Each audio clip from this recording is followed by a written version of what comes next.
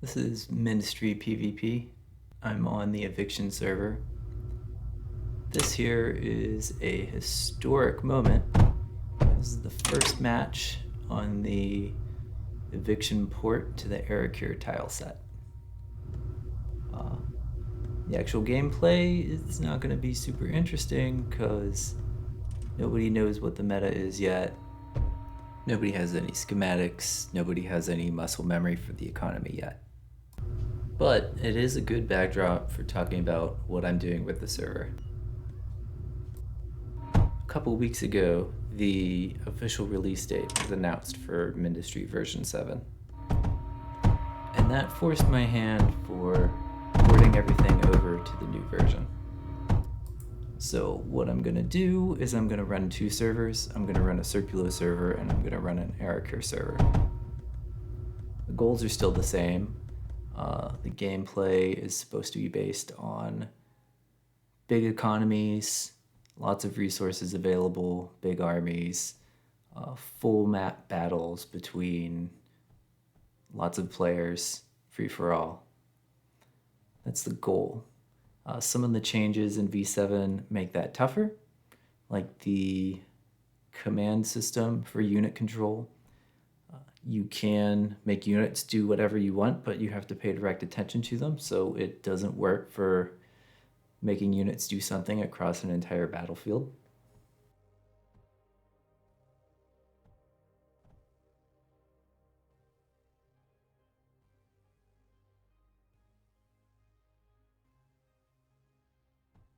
These are first drafts of the plugins, so I'm still putting a lot of work into balancing, hunting bugs, playtesting, all of that. Some of the things that are still in place, the attrition for destroying cores and capturing them. There's a new feature, which is attrition for any units that travel too far away from a core. The goal of that is to make early rushing more expensive, but not impossible. That also helps preventing flying units from flying around the edges of maps where you can't build any defenses. Another thing that I do want to put in, but I can't yet, is Fog of War. That's going to make things feel really claustrophobic. There's currently a bug in the version 139 beta release.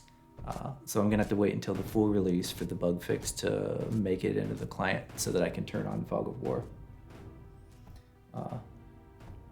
Features that I've added to make full map battles possible. There's a couple new player text commands. There's /attack and /rally. The way you use those is when you use the attack command, every unit will be given a move order to the nearest enemy core. So that way you can have an attacking front without selecting absolutely every unit you own. There's also the rally command, and that will give every unit a move order to wherever your player ship is. So wherever things come out on the map, you can get them all to the same place with that. A big part of what I'm trying to do as this develops is fix the pacing changes. Erekir gameplay is a lot slower. It takes longer to get resources, it takes more time to destroy buildings. All the units are slower to build, but individually more powerful. So an entire game feels slow. So I'm going to be trying to figure out ways to speed things up and make that feel as dynamic as the version 6 Eviction did. Another part of that is putting more refinement into the map generation spawns and resource distributions and the initial loadout.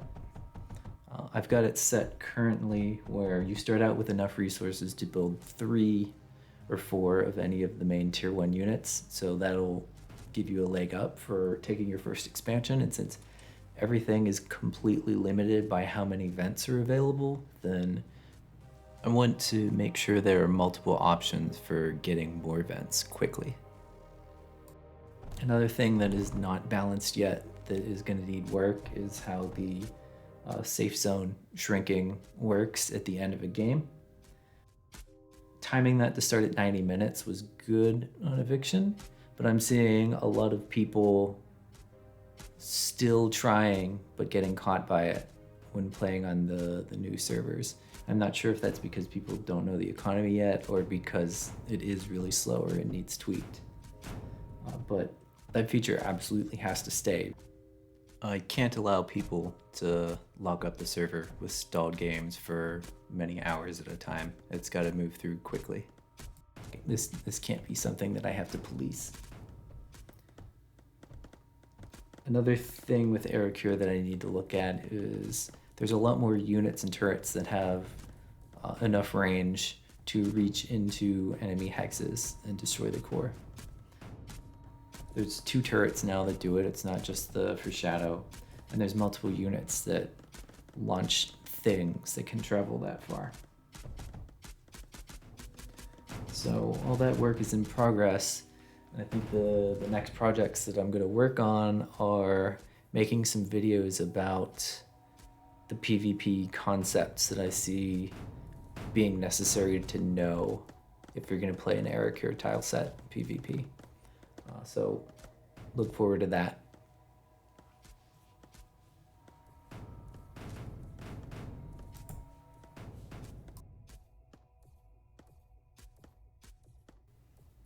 So with all of that out of the way, what's left is to sit back and watch my inevitable defeat at the hands of green. You can already see some of the patterns that are probably going to be strong in the future. Using units for defense and putting them behind walls. The turrets are not particularly good, especially these breaches. The number of any T1 unit that it takes to beat a breach is on the order of 4 or 5 for all the kinds. Though the eludes, the hover purple shooty guys, those are drastically overpowered relative to the other T1 options. Something like twice as much DPS, on top of being 2.5 times faster.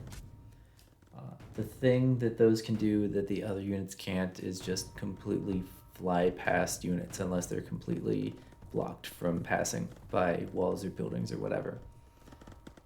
So like at this moment, I could just take all the eludes and fly past my 6 turrets and blow up a bunch of valuable stuff in my backfield, and I wouldn't be able to stop that. I am able to inch my way in a little bit. Supposedly the tanks are supposed to be damage absorbers, but they don't really have significantly more survivability than anything else.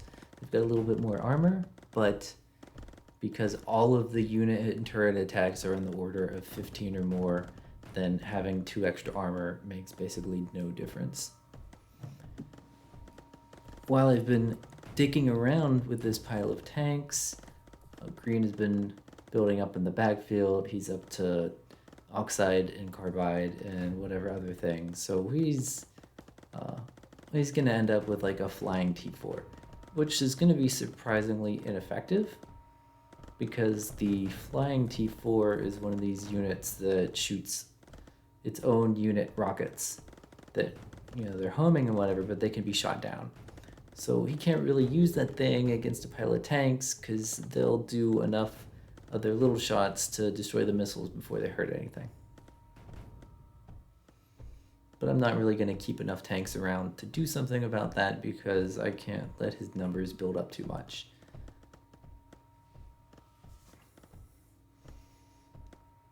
Now, if I had the spare attention to do more or better economy, things might go better for me. But no, just made some tank factories and move them around and see how that goes. If I had tier 1 mechs, then I could shoot over the walls and I could still hit his units or infrastructure or whatever. And that would be cool. That's like sort of the special power of only the T1 mechs. The later versions don't even do it, but they can shoot past walls. You can walk over walls too, which is less useful because you're going to be actually more in the line of fire that way. I expect that the T1 mechs are going to be used by people that like micro, and what they're going to do with them is they're going to use them to take out the ducts that are feeding into defensive turrets, or take out key power nodes, or blow up ozone tanks. Blowing up ozone tanks is a choice thing to target.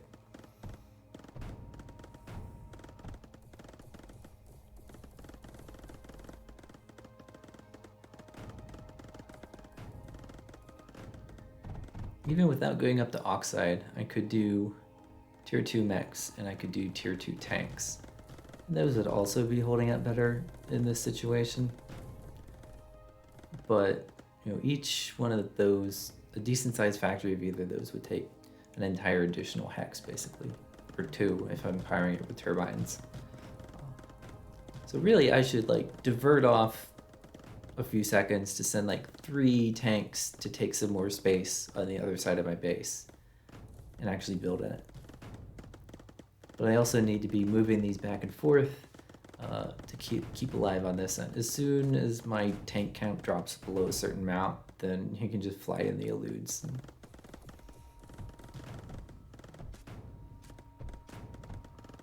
And these are the sort of games that I need to be seeing more of, because this is where sort of actual balanced necessity is going to come out, whether a certain tactic suddenly becomes obviously the one true thing and nothing else comes close, then I'm going to have to figure out a way to weaken that relative to other options. But I need people able to defend themselves and fight back. And there's not really a big population of that amongst anyone playing Erekir PvP at all so far, from what I've seen. Most of the people coming in just stay in one hex and build up a few little things, and I have to be nice and let them sit there for an hour and not make much progress while I've taken the other half of the map or something like that. Even with just tier 1 units and not trying real hard. A lot of people are working under the assumption that breaches are much better than they are. They'll put up 1 breach in their base and expect them to be safe somewhat from that. Even if you give it the tungsten ammo and the water, the breaches are just super underwhelming.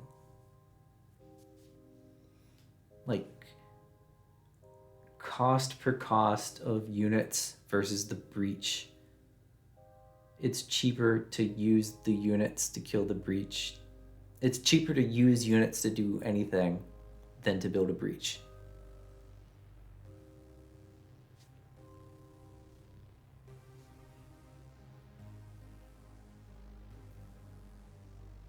Oh, there's the T4.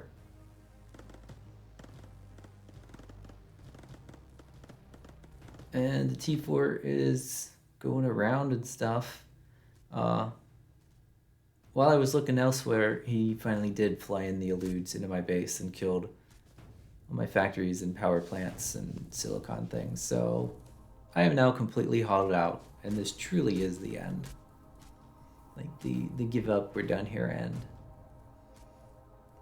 I wanted to see if I could move the tanks around to the other side, away from where he was paying attention to his defense, and moving the tanks away was what made it real easy to fly the stuff in.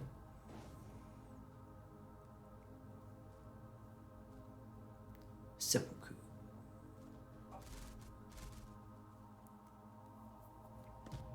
Yeah, and this reveals another part of the game mode that I'm gonna have to figure out some way. The win condition, it's still the same on Eviction as capture every core in the map, which was easy if you could leave attack on a command center and then the Utes would just go and automatically fight what needed to be fought so that you would win.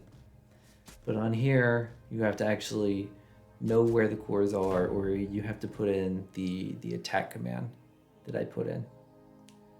So I might change the wing condition to be more permissive somehow. I need to come up with ideas for what would be reasonable for that. You know, maybe capturing 60% or 75% of the cores on the map. Maybe I should put it on a timer, but I don't want to. That would be more like the original Hex, which had its own set of problems. But I'll figure something out. I'll make sure to play a lot of this and get some fights in and do what we can before November 11th, official release.